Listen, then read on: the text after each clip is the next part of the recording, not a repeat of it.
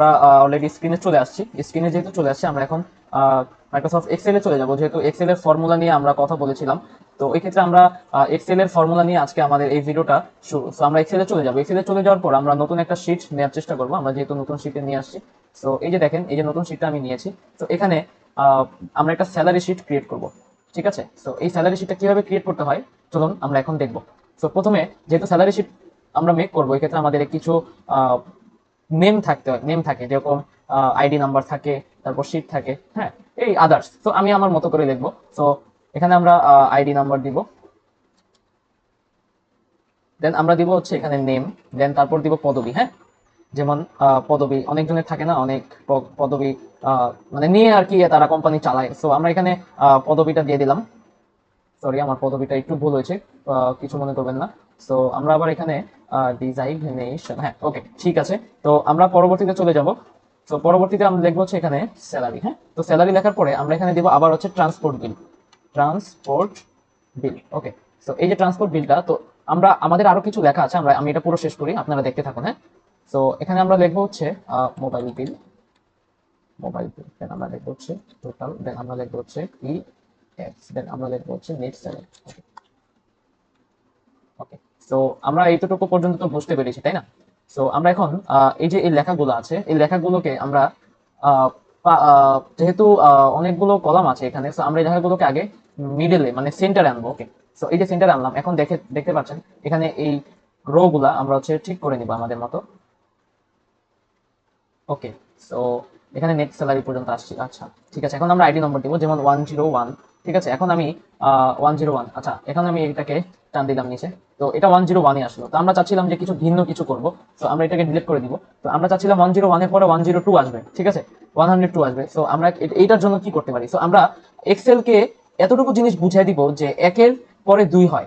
ঠিক আছে, আমরা জাস্ট এক্সেলকে এতটুকু বুঝাই দিব, যেরকম 101, দেন সেকেন্ড 102। ওকে, তো আমরা এখন এক্সেল কে এতটুকু জিনিস বুঝিয়ে দিয়েছি। তো এই যে দেখেন, আমি এখন আমার মাউসের কার্সরটা, ঠিক আছে, আমার মাউসের কার্সরটা আমি এই যে এখানে নিয়ে চলে আসলাম। তো আমি এখন এটাকে ডাবল ক্লিক করব না, আমরা হচ্ছে এটাকে ক্লিক করে ধরে নিচের অপশনটাকে সিলেক্ট করব। ওকে, সিলেক্ট করার পরে এই যে দেখেন এখানে একটা নিচে প্লাস আইকন চলে আসছে, আমরা এই প্লাস আইকনটাকে ক্লিক করে নিচে টেনে আনবো। ঠিক আছে, এই যে দেখেন 108 এসে পড়েছে। দেখেন আমি কিন্তু আমার এক্সেল কে আমি অলরেডি বুঝিয়ে দিয়েছি 101 এর পরে 102 হবে। সো আমি এই দুইটাকে বোঝানোর পরে দেখেন এটা অটোমেটিকলি 103, 104, 105, 106, 107, 108 এই পর্যন্ত চলে আসছে। ওকে, সো এই পর্যন্ত আমরা বুঝতে পারলাম। তারপর আমরা এখানে নেম দিব। ওকে, নেম আমরা ধরতে পারি, যেমন আমি আমার মতো নেম দিয়ে দিচ্ছি। ঠিক আছে,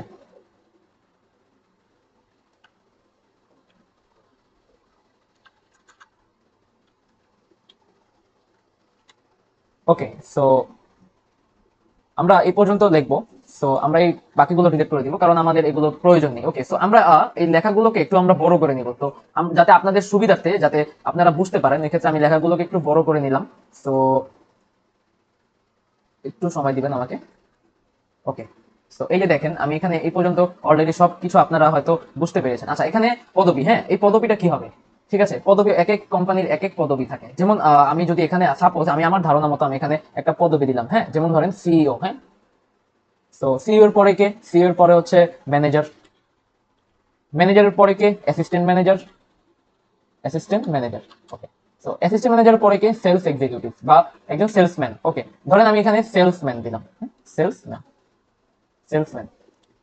ওকে, তো একটা কোম্পানির সিইওর স্যালারি কত থাকতে পারে মাসে?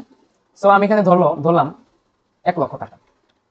ঠিক আছে, এখানে আমি 1 লক্ষ টাকা ধরলাম। তো ম্যানেজারের স্যালারি কেমন হতে পারে?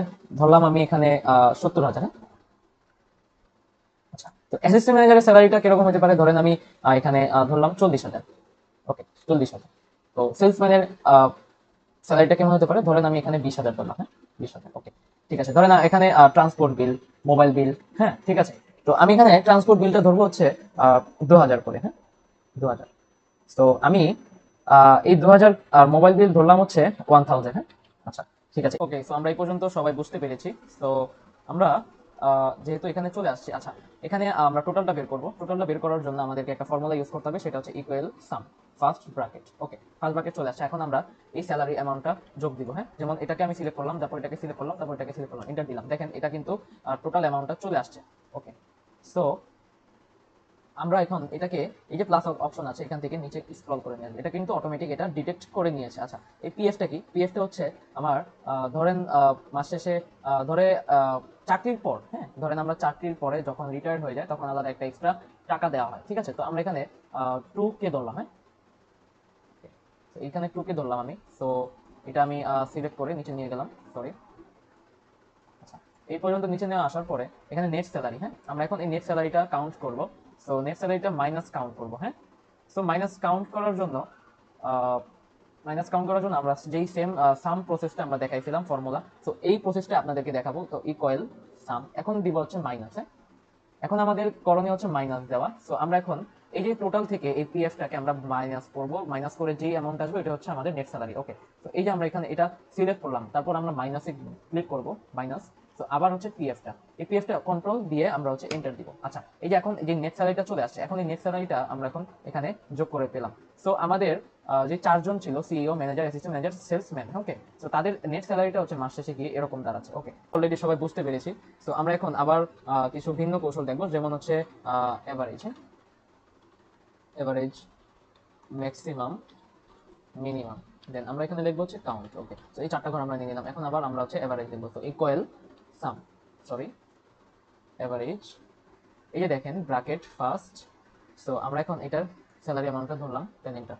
আচ্ছা, এবার হচ্ছে আমরা ম্যাক্সিমাম দেখবো, যেমন আমরা এখানে ইকুয়াল ম্যাক্স লিখবো, ম্যাক্স ম্যাক্স ফার্স্ট ব্র্যাকেট আবার ওই স্যালারি থেকে চারটা অক্ষর, চারটা ঘর আমরা নিয়ে নেবো, দেন আবার এন্টার দেবো। দেন এখানে ম্যাক্সিমাম অ্যামাউন্ট হচ্ছে 90,000। দেন আমরা হচ্ছে মিনিমাম, হ্যাঁ আবার হচ্ছে ইকুয়াল দিব, দেন আমরা হচ্ছে মিনিমাম, হ্যাঁ এই যে দেখেন মিনিমাম। দেন আমরা হচ্ছে ফার্স্ট ব্র্যাকেট দিব, ফার্স্ট ব্র্যাকেট দিয়ে আবার হচ্ছে সম্পূর্ণ ঘর আমরা স্যালারি ঘরটা সিলেক্ট করবো, দেন এন্টার দিব। দেন এখানে মিনিমাম অ্যামাউন্ট হচ্ছে 20,000 টাকা। আচ্ছা, এখন আমরা কাউন্ট করবো। সো আমরা কাউন্ট করার জন্য ইকুয়াল দিব, দেন আমরা এখানে কাউন্ট, ঠিক আছে, কাউন্ট ফার্স্ট ব্র্যাকেট, আমরা এখন এই চারটা করে নিয়ে নিলাম, দেন এন্টার। আচ্ছা, তো এই পর্যন্ত আশা করি আমরা সবাই বুঝতে পেরেছি। সো আশা করি সবাই বুঝতে পেরেছেন। এইটার উপর আপনাদের একটা প্র্যাকটিস থাকবে, হ্যাঁ এই প্র্যাকটিসটা আপনারা করে আমাকে আমার পার্সোনাল ইমেইলে আপনারা হোমওয়ার্কটা জমা দিবেন। ওকে, সো আজকে এই পর্যন্তই থাকবে, আশা করি